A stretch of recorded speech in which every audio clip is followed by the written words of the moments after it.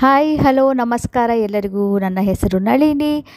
ನನ್ನ ಚಾನಲ್ಗೆ ನಿಮಗೆಲ್ಲರಿಗೂ ಸುಸ್ವಾಗತ. ಹೌದು ಹೌದು, ನನಗೆ ನೆನಪಿದೆ, ನಾನು ನಿಮಗೆ ಎಲ್ಲರಿಗೂ ಕೇಳಿದ್ದೆ ಒಂದು ಇದು ನ್ಯೂಮರಾಲಜಿ ಪ್ರಕಾರ, ಡೇಟ್ ಆಫ್ ಬರ್ತ್ ಪ್ರಕಾರ ನಮ್ಮ ಇದು ಕಂಪ್ಯಾಟಿಬಿಲಿಟಿ, ಯಾವುದೇ ರಿಲೇಷನ್ಶಿಪ್ ಇರ್ಬೋದು ಅದು ಕಂಪ್ಯಾಟಿಬಿಲಿಟಿ ಹೇಗೆ ನೋಡೋದು ಅಂತ ನಾನು ಹಾಕ್ತೀನಿ ಅಂತ ಹೇಳಿದೆ. ನನಗೆ ನೆನಪಿದೆ, ಅದನ್ನು ನಾನು ಮುಂದಿನ ವಾರ ಹಾಕ್ತೀನಿ. ಸೊ ಇದು 2 ಪಾರ್ಟ್ಸಲ್ಲಿ ಹಾಕ್ತೀನಿ. ಒಂದು part date of birth, based on date of birth, ನಮ್ಮ ಜನ್ಮದಿನ ಮತ್ತು ಜನ್ಮ ದಿನಾಂಕ, ಡೇಟ್ ಆಫ್ ಬರ್ತ್ ಪ್ರಕಾರ ನಾವು ನಮ್ಮ ಪರ್ಸ್ನಾಲಿಟಿ ಟ್ರೇಟ್ಸ್, ನಮ್ಮದು ಎಲ್ಲನೂ ಹೇಗೆ ಇದೆ ವ್ಯಕ್ತಿತ್ವ, ಯಾವ ಕೆರಿಯರ್ ಏನು ಒಳ್ಳೆಯದು, ಅದ್ರ ಬಗ್ಗೆ ಎಲ್ಲನೂ ಡೀಟೇಲ್ಸ್, ಅದು ಒಂದು ಪಾರ್ಟಾಗಿ ಹಾಕ್ತೀನಿ. ನೆಕ್ಸ್ಟ್ ಸೆಕೆಂಡ್ ಪಾರ್ಟಲ್ಲಿ ನಾನು ಕಂಪ್ಯಾಟಿಬಿಲಿಟಿ ಬಗ್ಗೆ ಮಾಡಿ ಹಾಕ್ತೀನಿ. ಸೊ ಇವತ್ತು ನಾನು ಇದ್ರ ಬಗ್ಗೆ ಹೇಳ್ತಾ ಇದ್ದೀನಿ. ಪ್ರಿಡಿಕ್ಷನ್, ಮೇ ತಿಂಗಳು ಪ್ರಿಡಿಕ್ಷನ್, ಝೋಡಿಯಾಕ್ ಸೈನ್ಸ್, ಸನ್ ಸೈನ್ಸ್ ಇದೆಯಲ್ಲ ಅದ್ರ ಬಗ್ಗೆ ಪ್ರಿಡಿಕ್ಷನ್ ನಾನು ಹಾಕ್ತಾ ಇದ್ದೀನಿ. ಪ್ರತಿ ತಿಂಗಳು ಇನ್ಮೇಲೆ ಹಾಕೋಣ ಅಂತ ಅಂದ್ಕೊಂಡಿದ್ದೀನಿ. ಸೊ ನಾನು ಯಾಕೆ ಸ್ಟಾರ್ಟ್ ಮಾಡಿದೆ ಅಂತ ಹೇಳಿದ್ರೆ, ನಾಳೆ ನನ್ನ ಹುಟ್ಟಿದ ಹಬ್ಬ, ಅಂದರೆ ಮೇ 1ನೇ ತಾರೀಕು, ಮೇ 1 ನಂದು ಬರ್ಡೇ. ಅದಕ್ಕೆ ಅದಕ್ಕೋಸ್ಕರ ನಾನು ಈ ಥರ ಶುರು ಮಾಡೋಣ. ಈಗ ಸೂರ್ಯ ಕೂಡ ಚೇಂಜ್ ಮಾಡ್ತಾನೆ, ಹೀಗೆ ಎಲ್ಲ ಚೇಂಜ್ ಆಗ್ತಾ ಇರುತ್ತಲ್ವ, ಪ್ಲ್ಯಾನೆಟ್ಸ್ ಎಲ್ಲ ಚೇಂಜ್ ಆಗ್ತಾ ಇರ್ತಾರೆ. ಸೊ ಹೀಗೆ ಒಂದು ಪ್ರಿಡಿಕ್ಷನ್ದು ಒಂದು ಸ್ಟಾರ್ಟ್ ಮಾಡೋಣ ಸೀರೀಸ್ ಅಂತ ಅನ್ನಿಸ್ತು. ಅದಕ್ಕೆ ನಾನು ಮಂತ್ಲಿ ಹಾರೋಸ್ಕೋಪ್, ಮಂತ್ಲಿ ಪ್ರತಿ ತಿಂಗಳು ನಿಮ್ಮದು ಎಲ್ಲದು ಸನ್ ಸೈನ್ಸ್, ಇದು ಅಲ್ಲ ಸನ್ ಸೈನ್ ಬಗ್ಗೆ ಮಾಡ್ತೀನಿ. ಅಂದರೆ ಇದು ಅಲ್ಲ ನನಗೆ ಮೂನ್ ಸೈನ್ ಅಥವಾ ಮೂನ್ ರೈಸಿಂಗ್ ಅಲ್ಲ, ಸನ್ ಸೈನ್, ಕೇವಲ ನಿಮ್ಮ ಡೇಟ್ ಆಫ್ ಬರ್ತ್ ಅದ್ರ ಪ್ರಕಾರ ಹೇಗಿರುತ್ತೆ ನಿಮ್ಮ ತಿಂಗಳು ಅನ್ನೋದು, ಅದ್ರ ಬಗ್ಗೆ ಭವಿಷ್ಯ ಪ್ರಿಡಿಕ್ಷನ್ಸ್ ನಾನು ಶೇರ್ ಮಾಡೋಣ ಅಂದ್ಕೊಂಡು ಈ ಸಲದಿಂದ ಸ್ಟಾರ್ಟ್ ಮಾಡಿದ್ದೀನಿ. ಸೊ ಮೇ ತಿಂಗಳದ್ದು ನಾವು ನೋಡೋಣ, ಆಯಿತಾ? ನಿಮ್ಮ ಡೇಟ್ ಆಫ್ ಬರ್ತ್ ಪ್ರಕಾರ ನಿಮ್ಮದು ಯಾವ ಸನ್ ಸೈನ್ ಬರುತ್ತೆ ಅಂತ ನಿಮ್ಗೆ ಗೊತ್ತಿಲ್ಲ ಅಂದರೆ ಇಲ್ಲಿ ನಾನು ಹಾಕಿದ್ದೀನಿ, ನೀವು ನೋಡ್ಕೋಬೋದು.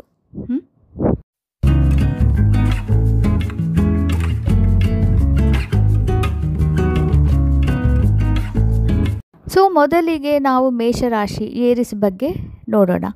ಈ ತಿಂಗಳು ನಿಮಗೆ ಮತ್ತು ನಿಮ್ಮ ಕುಟುಂಬ ಮತ್ತು ಆರ್ಥಿಕ ವಿಷಯಗಳು ಫೋರ್ ಫ್ರಂಟ್ನಲ್ಲಿ ಇರುತ್ತೆ. ನೀವು ಸಂಪತ್ತನ್ನು ಸಂಗ್ರಹಿಸುವಷ್ಟು ಬಲಶಾಲಿಯಾಗಿ ಇದ್ದೀನಿ ಅಂತ ನಿಮಗೆ ಅನಿಸ್ತಾ ಇರಬಹುದು. ನಿಮಗೆ ಅದು ಖಂಡಿತ ನಿಜ.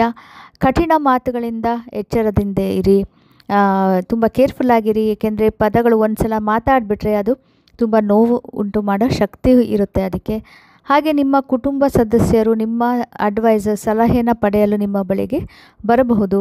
ಕಾಮ್ನೆಸ್ ಮತ್ತು ವೈಸ್ ಆಗಿ ಬುದ್ಧಿವಂತಿಕೆ ಉಪಯೋಗಿಸ್ಕೊಂಡು ಅವ್ರನ್ನ ಹ್ಯಾಂಡಲ್ ಮಾಡಿ. ಆರ್ಥಿಕವಾಗಿ ವಿಷಯಗಳೆಲ್ಲ ತುಂಬಾ ಚೆನ್ನಾಗಿರುತ್ತೆ ನಿಮ್ಮದು.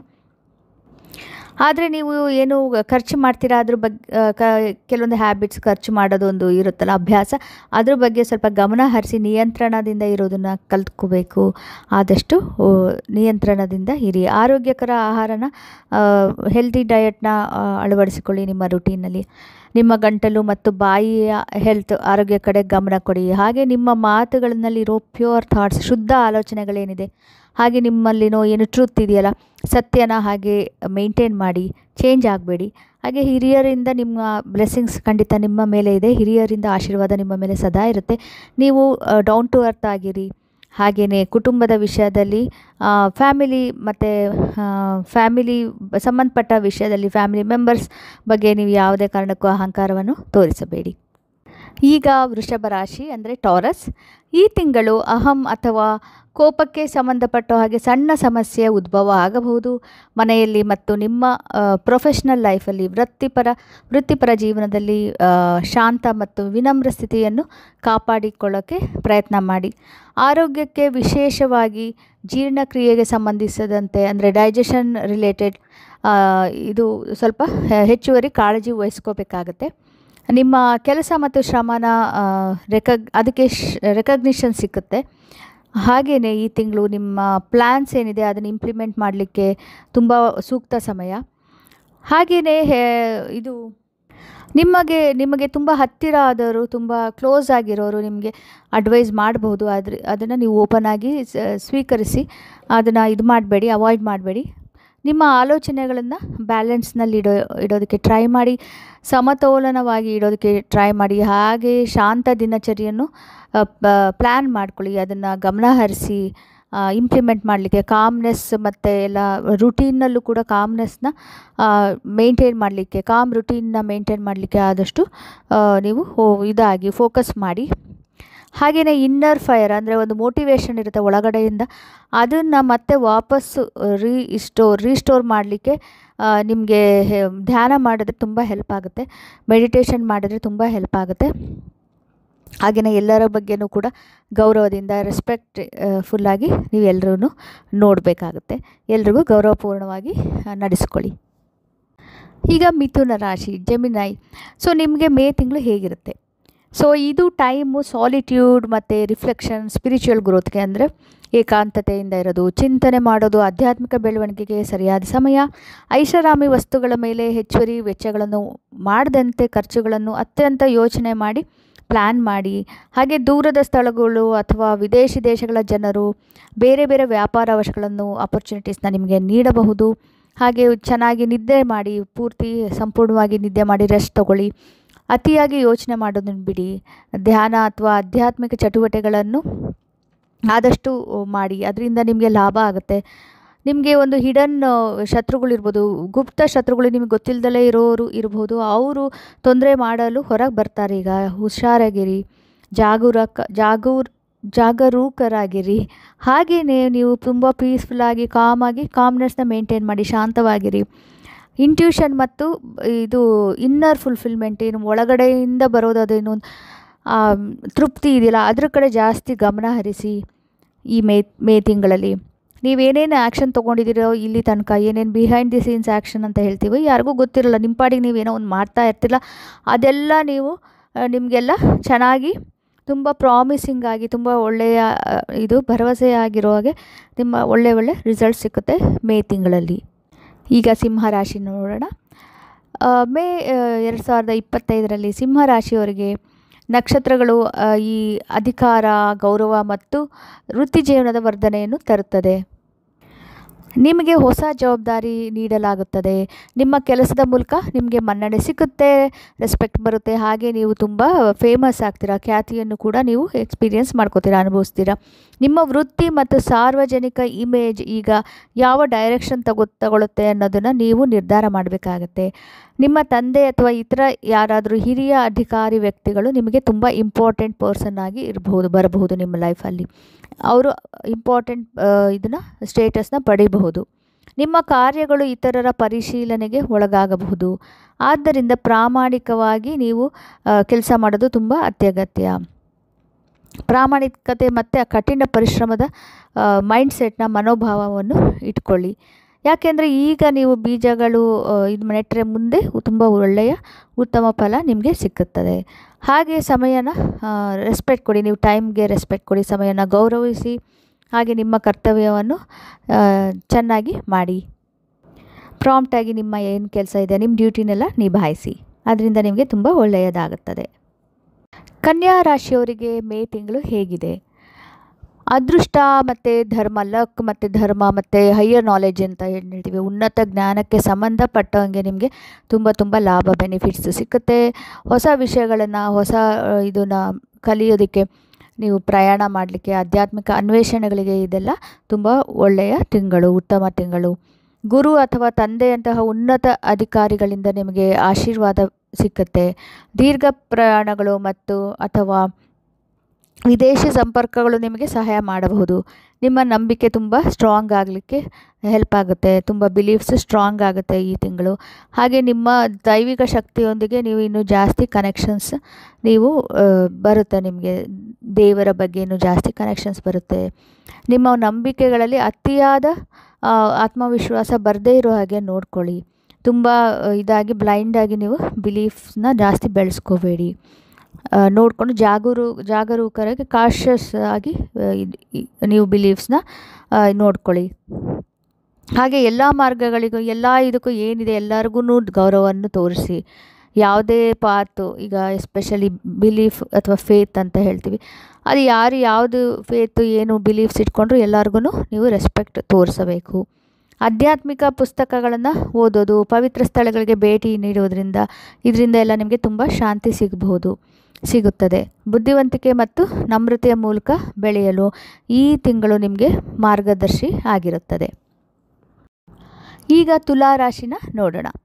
ಮೇ ತಿಂಗಳಲ್ಲಿ ನಿಮಗೆ ಈ ಸ್ಟಾರ್ಸ್ ಏನಿದೆ, ಈಗ ನಕ್ಷತ್ರಗಳು ಆಳವಾದ ತುಂಬ ಡೀಪಾಗಿ ನಿಮಗೆ ಬದಲಾವಣೆಗಳು ಮತ್ತು ಏನಾದ್ರು ಹಿಡನ್ ಮ್ಯಾಟರ್ಸ್ ಇರುತ್ತೆ, ಗುಪ್ತ ವಿಷಯಗಳು, ಅದೆಲ್ಲ ಹೊರಗಡೆ ಬರಲಿಕ್ಕೆ ನಿಮಗೆ ಅದು ಡೈರೆಕ್ಷನ್ ತೋರಿಸ್ತಾ ಇದೆ. ಈ ತಿಂಗಳು ವಿಶೇಷವಾಗಿ ನಿಮ್ಮ ಮನಸ್ಥಿತಿಯಲ್ಲಿ ಏರುಪೇರುಗಳು ಆಗಬಹುದು. ಆದ್ದರಿಂದ ಆರಾಮಾಗಿ ಕಾಮಾಗಿರೋದಕ್ಕೆ, ಶಾಂತವಾಗಿರೋದಕ್ಕೆ ಪ್ರಯತ್ನ ಮಾಡಿ.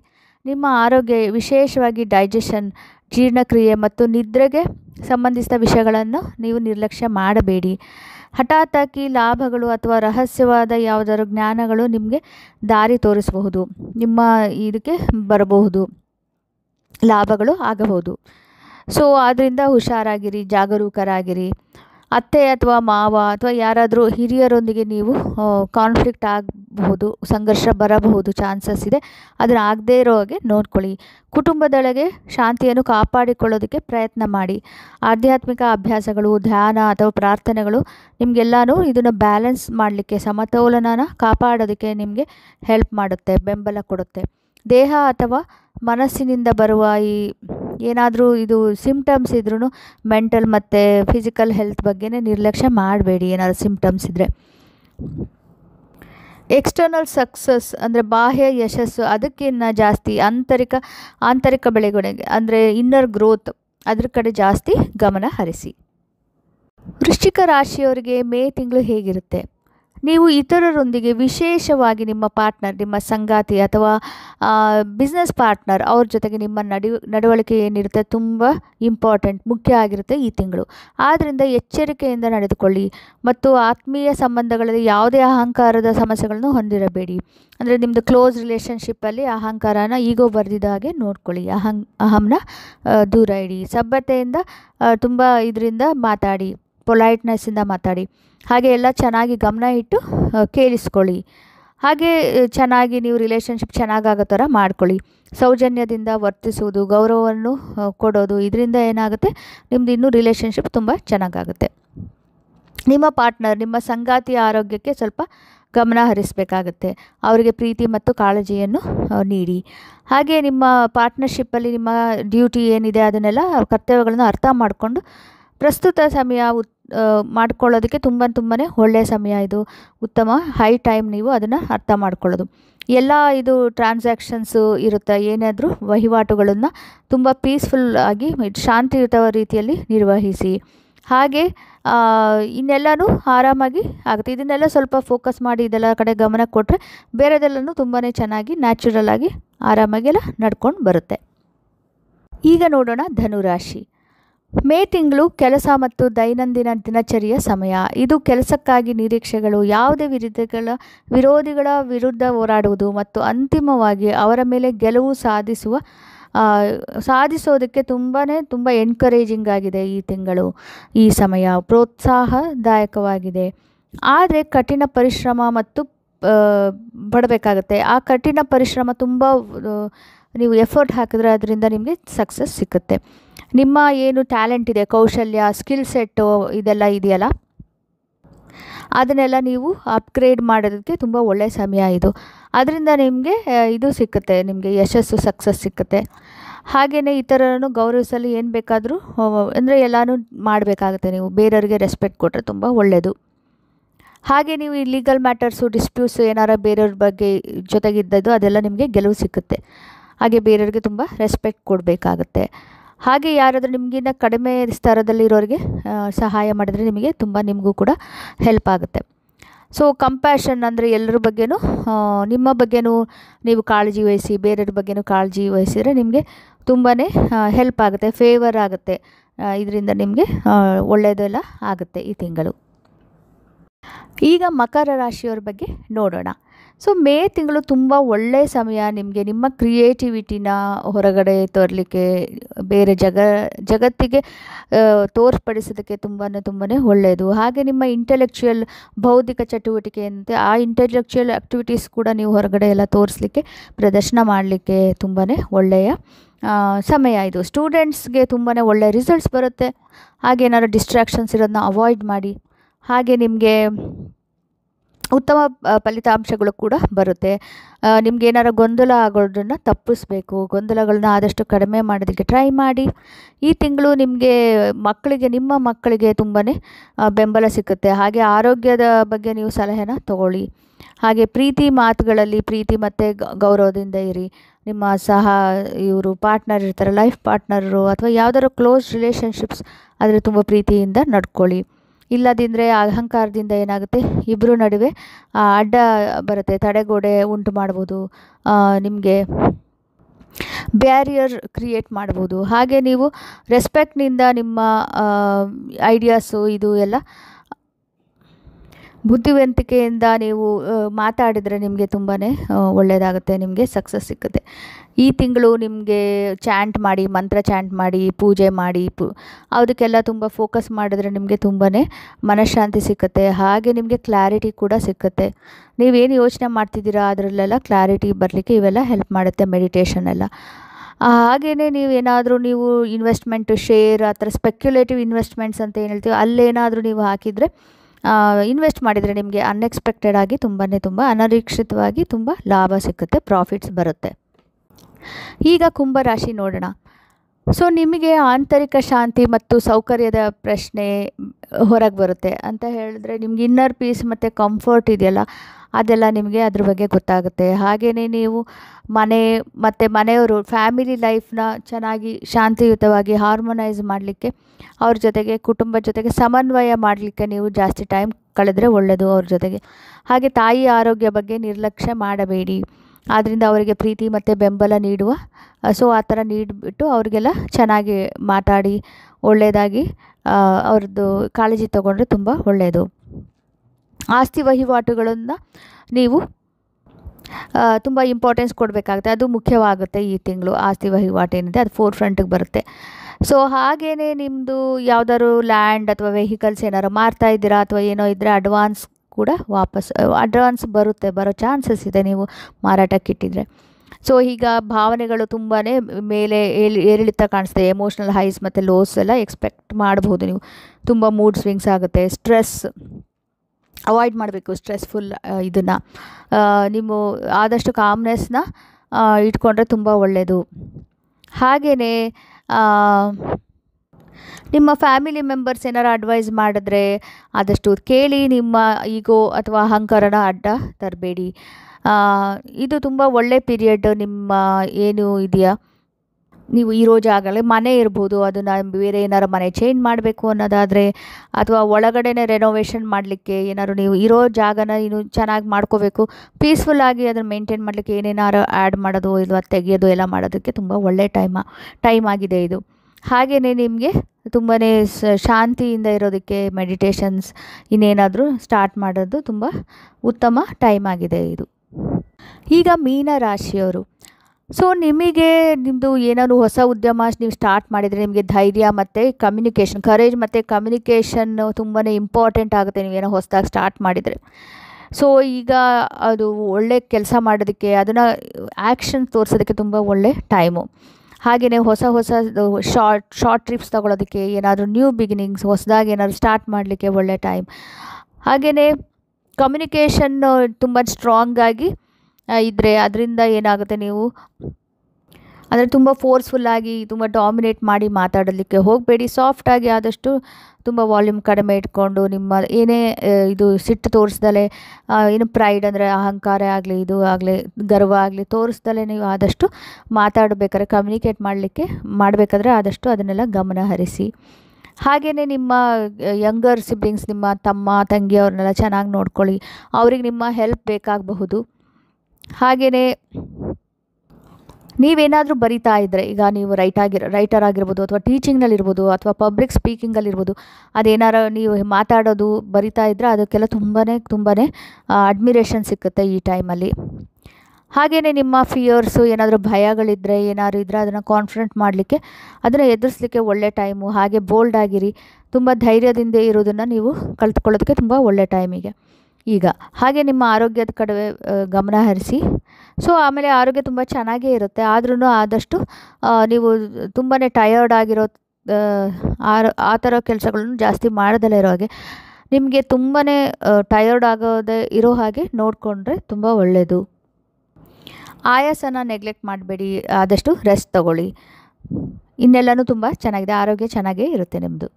ಸೊ ಇಲ್ಲಿವರೆಗೆ ನೀವು 12 ಸನ್ ಸೈನ್ಸ್ನ ಕೇಳಿದ್ರಿ. ಈ ತಿಂಗಳು ಮೇ ತಿಂಗಳು ಹೇಗಿರುತ್ತೆ ಅನ್ನೋದು ನಿಮ್ಮದು ಪ್ರಿಡಿಕ್ಷನ್ಸ್ ನೀವು ಕೇಳ್ಕೊಂಡ್ರಿ.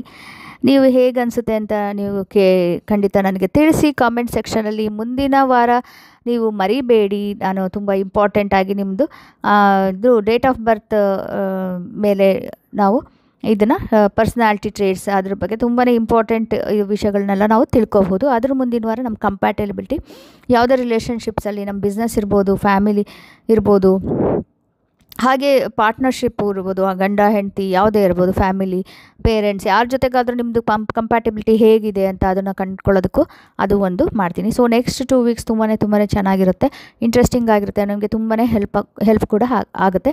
ಹಾಗಾಗಿ ನೀವು ಸಬ್ಸ್ಕ್ರೈಬ್ ಮಾಡಿಲ್ಲ ಅಂದರೆ ಖಂಡಿತ ಸಬ್ಸ್ಕ್ರೈಬ್ ಮಾಡಿ, ನಿಮ್ಮ ಬೇರೆಯವ್ರಿಗೂ ಹೇಳಿ ಸಬ್ಸ್ಕ್ರೈಬ್ ಮಾಡಲಿಕ್ಕೆ ನನ್ನ ಚಾನಲ್ನ.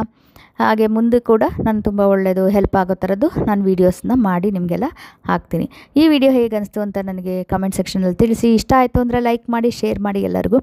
ಮತ್ತು ನೆಕ್ಸ್ಟ್ ವೀಡಿಯೋದಲ್ಲಿ ನಿಮ್ಮನ್ನೆಲ್ಲ ನೋಡ್ತೀನಿ. Thank you so much. Bye bye, take care.